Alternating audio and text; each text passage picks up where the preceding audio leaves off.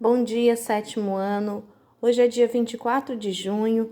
Vamos realizar a correção das nossas atividades da aula número 19.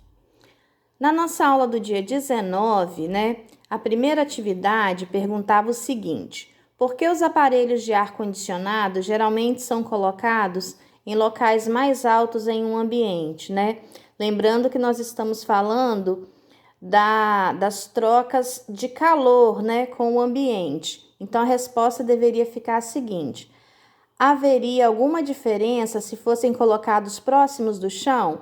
Então, na convecção, o que acontece? Há uma troca entre o ar frio e o ar quente. Lembrando que o ar frio é um ar mais pesado, as moléculas estão mais próximas, então o ar fica mais pesado. No ar quente, o estado de agitação das moléculas é maior, então o ar quente fica por cima. Então o ar-condicionado ele possibilita exatamente essa troca. O ar frio desce por ser mais pesado e o ar quente sobe e o ar-condicionado retira do ambiente esse ar quente e joga para a parte externa do ambiente. Então, a resposta seria: o ar frio desce, pressiona o ar quente para cima, promovendo uma melhor circulação do ar no ambiente. Quando é colocado próximos ao chão, essa circulação é dificultada. Então, o ar-condicionado, a posição correta dele é na parte superior do ambiente. Número 2. Qual é a forma de propagação do calor no interior de um balão, Um balão de aniversário, um balão de... como eu digo, de passeio. De qualquer maneira, o ar circula da seguinte forma: também através do processo de convecção, só que o ar ele é aquecido, Quando ele aquece, as moléculas se agitam e aí elas aumentam de volume, Ocupam um espaço maior e isso aí faz o balão subir, Depois, na número 3, era para colocar um verdadeiro ou falso. A primeira afirmação era a seguinte, na convecção, a transferência de calor se dá por meio do movimento das partículas que formam um líquido ou um gás. E essa resposta não é correta, porque não é assim que acontece o processo de convecção. Na número 2, na irradiação não é necessário um meio material para a transmissão do calor? Verdadeiro. Na número 3, metais em geral são bons isolantes térmicos. Metais são bons isolantes? Não, metais são bons condutores térmicos. Na número 4, na condução, a vibração dos átomos é transmitida de um átomo para o outro, correto, Então, um átomo se encosta, se esbarra no outro e o calor é transmitido. Na número 4, um estudante disse que quando encosta a mão no gelo, o ar frio passa para a mão dele. Então, está pedindo para analisar essa resposta, Então, lembrando daquele princípio que o calor ele é trocado do corpo que está mais quente para o corpo que está menos aquecido, Então, não é o gelo que passa frio para o corpo, é o corpo que passa calor para o gelo. Então, a afirmação está errada exatamente por causa disso, Então, o frio do gelo não passa para a mão, é a energia na forma de calor da mão que passa para o gelo. Continuando, então. Na número 5, está perguntando o seguinte: muitos instrumentos e ferramentas funcionam em alta velocidade, como é o caso da broca do dentista, ou certas serras elétricas, e elas recebem jatos de água durante o seu funcionamento. O radiador do carro também recebe água.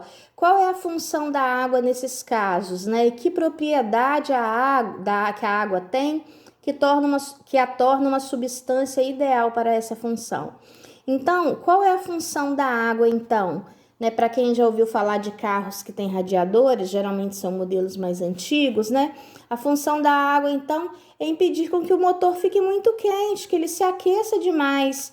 Então, ele troca calor com o motor, Então, a água é ideal porque tem uma propriedade chamada de calor específico que faz com que permite para a água essa grande variedade, receber essa grande variedade de calor, já que a água se aquece de 0 até 100 graus para depois passar para o estado gasoso.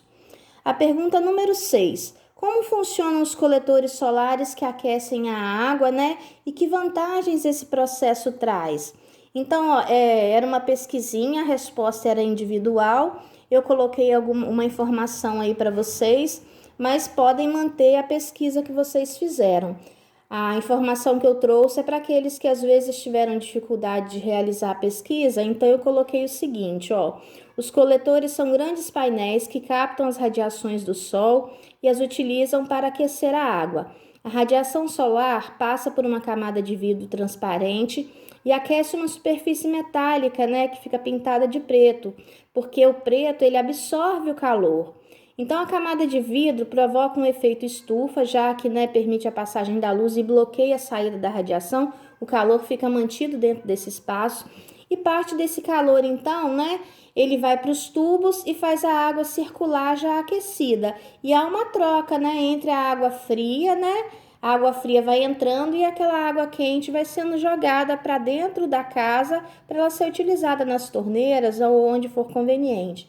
Então, além da economia de energia, os coletores solares não poluem o ambiente e nem aumentam o efeito estufa, né? Porque não precisa de nenhum combustível fóssil para esse processo. Então, né, uma forma de energia limpa que nós dizemos. Depois, então, da nossa aula 19, que foi a de correção, a nossa aula número 20 de hoje é sobre máquinas térmicas. Eu deixei um vídeo, aliás, 2 vídeos para vocês acompanharem, né, a exposição da matéria e coloquei aqui só o conceito inicial. Máquinas térmicas são dispositivos capazes de transformar, então, energia térmica em trabalho. Toda máquina térmica necessita de uma fonte de calor e ela tem o seu volume modificado, né, através de movimentos de válvulas e de pistões. Um exemplo dessas máquinas térmicas são os motores, né, dos automóveis de combustão interna. E depois vocês vão ver alguns gráficos que representam também essas máquinas térmicas. Na aula número 21 vem sobre as leis da termodinâmica. São leis que falam de como é que essa movimentação de calor acontece, né? O que a gente precisa respeitar quando nós falamos em relação a essa troca de calor. Tem uma atividade que tem um cálculozinho simples, eu já deixei montado, é só vocês realizarem a divisão. Então, qualquer dúvida é só vocês me perguntarem aqui, tá ok? Vamos seguindo nosso trabalho. Um bom dia.